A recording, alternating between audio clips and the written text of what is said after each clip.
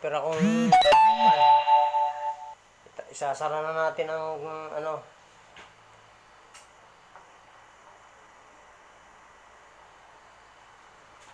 Ito yung sinaunang electric fan.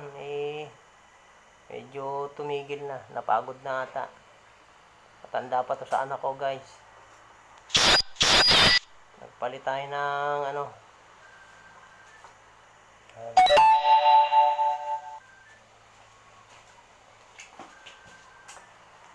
Natawag yung customer.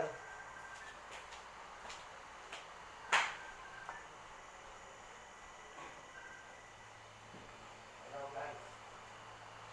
Mag-open ako ng electric fan. Naman ko ang ano namin eh. Oh. Marami dyan pinagpapadala. Talagang sabi naku. na. Ay, hindi pa pwede. Magbabago na naman ako. Matatagal na naman ako. Pauli-uli na naman ako.